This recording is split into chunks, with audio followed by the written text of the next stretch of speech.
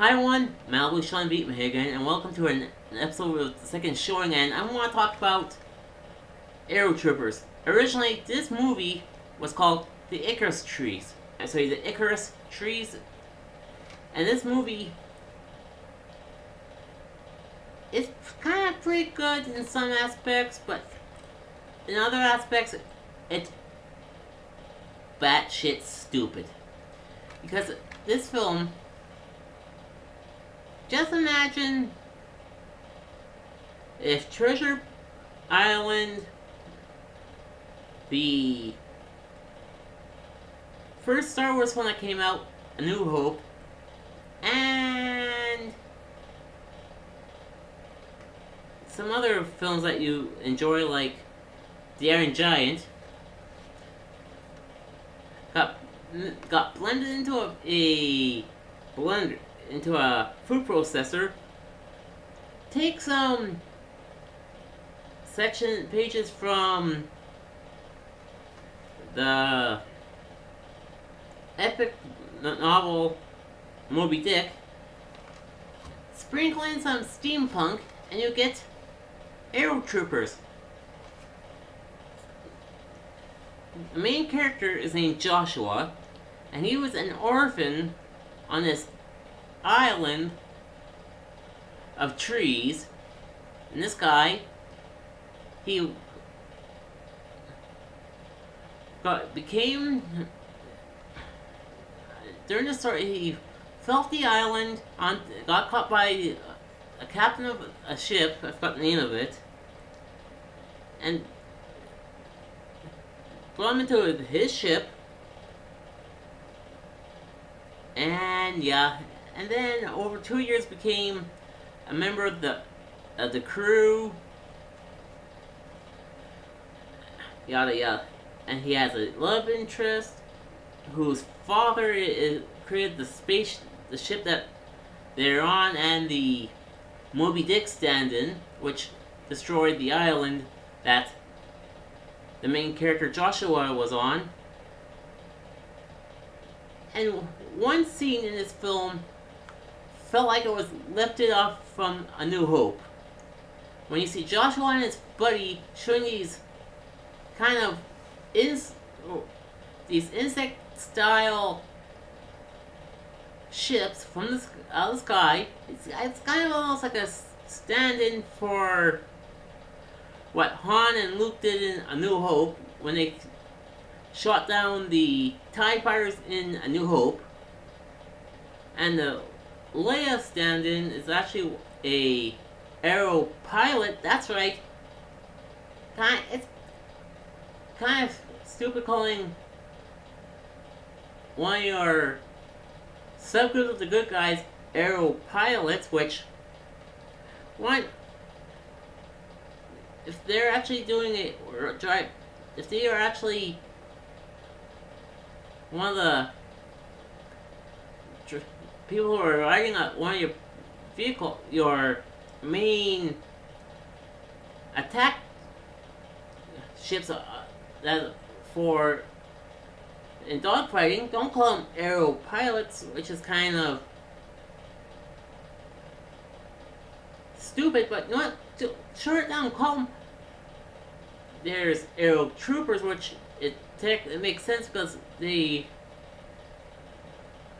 are the troopers that actually, their suits are actually aerodynamically used part of themselves, and they're Aero pilots. I scratch my head. What the fuck? Because the ship, they're biplanes, which they use for attacking the pirates in this film. Well, it's pretty nice seeing those kind of planes being used, but they've been calling the pilots, and that, like I said, who used those ships, Aero pilots. I said, what the hell? It's kind of redundant, and that's why I face palmed and touching my some of my fingers on my nose, looking down, saying, "This is stupid." But and the animation in this film, oh, and I've seen bad animation. This is not as bad as Jungle Book Ricky Tikki Tavi to the Rescue or Rhapsody Street Kids, Believe in Santa. This film is on par with the Alpha and Omega sequels. That's right. I went there. This is the animation is good in that some parts, some is pretty bad, but this film, I like the concept of trying to fuse all these different elements into one story, but the execution fails. And believe you me, this film is one of those rare instances that you cannot take a concept or like Star Wars and Treasure Island and Moby Dick and try to make it into all these into one film. But Star Wars combines a couple elements from different Kurosawa films, like The Hidden Fortress, The Magnificent Seven, Yojimbo, into one film. You see, that's what makes it good. Taking different things into one good film. This film, I don't know if this sucks. The characters are boring as hell. The animation is sometimes clunky. And hell, the villain in this film, it's a knockoff of Sin from Final Fantasy X, for crying out loud. Oh yeah, I went there. The downside to Final Fantasy X was Sin. And this film sucks. The only person that I'm gonna blame for this is Teruya Izumi. That's right. This guy directed, written, and designed this entire film.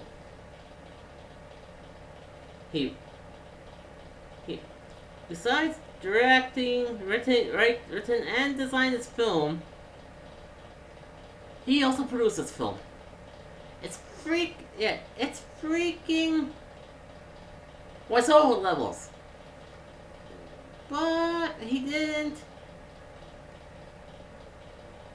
do the music or executive produce this film. It was just as well. So technically, that's a good thing right here. So another good thing about this film is having Billy West and Mark Hamill in this film.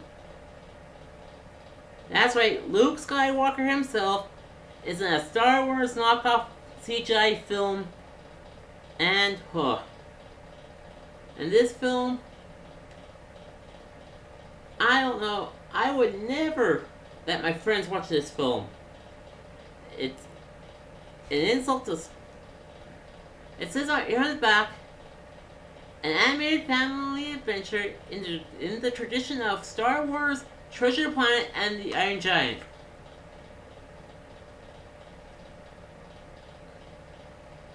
Really?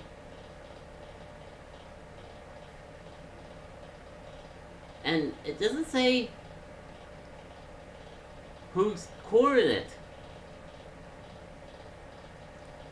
And to me, you have to have someone from, say, the Wall Street Journal or the New York Post, and someone from a legit publication that actually say that. Like in here, it says on the back. No one says that line for as a quote. So it's this is that line is BS. It's sure it's a tradition of. It should say an animated family adventure in the same concept as Star Wars, Treasure Planet, and The Iron Giant, which all three of them are better films than this fucking film. That's right, I'm saying it. The three films that they have in the back of here are a lot fucking better than this piece of shit. That's right. Aerotroopers is an insult to Star Wars, Treasure Planet, The Iron Giant, Moby Dick, and anything made by freaking Akira Kurosawa. That's right. This film spat on Kurosawa's grave. That's how bad it is. If you can make a Star Wars knockoff that's technically a love story to Kurosawa, you know you did bad. And no offense to Terry Izumi, this film should have done a lot better instead of combining different elements from different concepts like having a steampunk version of Star Wars with a little bit of Moby Dick, Treasure Island. Why not do a Treasure Island steampunk film with a little dash of Star Wars and the Iron Giant in it? And hell, Disney did a lot better steampunk film than this. And they did Treasure Planet, which was pretty good, and it bombed at theaters, but it was nominated for an Oscar. That's how bad. Yeah, it bombed at theaters and it got nominated for an Oscar for Best Animated Film. This film, there's no nominations. No Oscar. There's no nominations for. It says here that it got nominated for awards or anything. It's just a cheap cash-in for. If you like Star Wars, you should watch Aero-Troopers. And trust me, the only good things in this film is the steampunk world, Billy West, and Mark Hamill. Three good things. That's it. And this film sucks. And hell, the creator of the spaceship, of the ship that they're on in this film, who actually still works on that ship, also made the villain that destroyed. They made the villain in this film, and the love interest in this film is his daughter. That's right. The main character's love interest, Joshua's love interest, is the pilot. Her father created the ship that they all are on, and the destroyer of a new mechanical beast named Nimiclus. And hell, it's that creature. It's like Moby Dick meets the Death Star.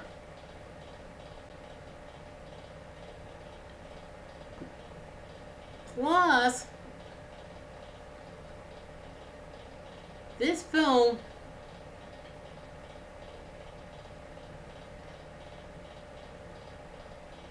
what can I say should be catered to a certain group of people. Is it for Star Wars fans? No. Is it for people who like Treasure Planet? Kinda, sorta. Steampunk people? Fans? Yeah, kinda. But this film is schlock. And I think this film is for Star Wars exploitation fans. That's right. Exploitation of Star Wars. That's what this is. And this film is for those fans who love exploitation films based on Star Wars. The animation in this film is a little bit better than... Actually, it's better than some CGI films I've seen. Like Rhapsody, Street Kids, Believe in Santa. The Jungle Book, Ricky Tikki Tavi to the Rescue, which sucks, mind you. And this is almost on the basis a little bit better, almost the same thing as Alpha and Omega sequels. That's right.